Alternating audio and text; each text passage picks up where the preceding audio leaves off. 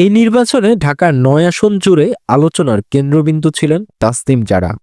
তবে শেষ পর্যন্ত নির্বাচনী মাঠে তাসনিম জারাকে পরাজয় স্বীকার করতে হয়েছে। আর তাকে পরাজিত করেছে কে জানেন? এই ভদ্রলোক। নাম তার হাবিবুর রশিদ হাবিব। ছাত্রদলের সাবেক কেন্দ্রীয় সাধারণ সম্পাদক, স্থানীয় ঢাকাইয়া মানুষ। খালেদা জিয়ার এক টেলিফোনে ছাত্রদলের দায়িত্ব নিয়েছিলেন আমেরিকার উজ্জ্বল জীবন ছেড়ে। 2013-14 মতো দুঃসময়ে মার্কিন গ্রিন কার্ড সারেন্ডার করেছিলেন কেবল রাজনীতির জন্য। আওয়ামী লীগ আমলে 4টা গুলি খেয়েছিলেন, মৃত্যুর সাথে দীর্ঘদিন লড়ে জীবন ফেরত এনেছিলেন। এবং এই মানুষরাই মাটি কামড়ে বিএনপিকে বাঁচিয়ে রেখেছিলেন গত 17টি বছর। তারেক রহমানকে যারা ঘিরে রেখেছেন, বিশেষ করে যারা লন্ডন থেকে এসেছেন, তাদের পক্ষে হাবিবুর রশিদদের জীবনটা বোঝা সম্ভব নয়। 17 বছরে 17টা দিনও নিজ বাড়িতে ঘুমোতে না পারার যন্ত্রণা আমার পক্ষেও বোঝা সম্ভব না, ঠিক তেমনি আপনাদের পক্ষেও বোঝা সম্ভব না। তারেক রহমান কিছুটা বুঝতে পারবেন, তিনি নির্বাসনে ছিলেন, তবে 2 দিন পর পর জেল খাটা বা রিমান্ড যাওয়ার অভিজ্ঞতা তারেক রহমানের নেই। ঢাকার 20টি আসনের যে কয়টিতে খাঁটি বিএনপির লোক মনোনয়ন দিয়েছেন, হাবিব তাদের একজন। ভোটাররাও তারেক সাহেবের পছন্দকে শক্ত ভাষায় প্রতিদান দিয়েছেন।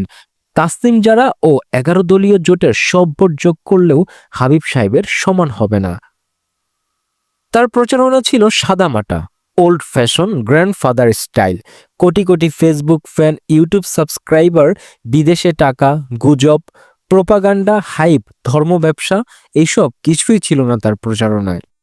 কোনো ভোটারকে একটি পয়সাও দেননি, কেবল দুয়ারে দুয়ারে গিয়ে বলেছেন, আমি আপনাদের এই মাটিরই সন্তান। যদি আমার সম্পর্কে খারাপ কিছু না জানেন তাহলে ধানের শীষে ভোটটা দিবেন। আমি ওয়ার্ড পর্যায় থেকে আপনাদের জন্য রাজনীতি করে আসছি। ভোটাররা তাসনিম জারা ও 11 দলীয় জোটের চেয়েও তাকেই বেশি বিশ্বাস করেছে। বিএনপিকে বাঁচতে হলে আগামী 50 বছরের পরিকল্পনা নিয়ে বসতে হবে।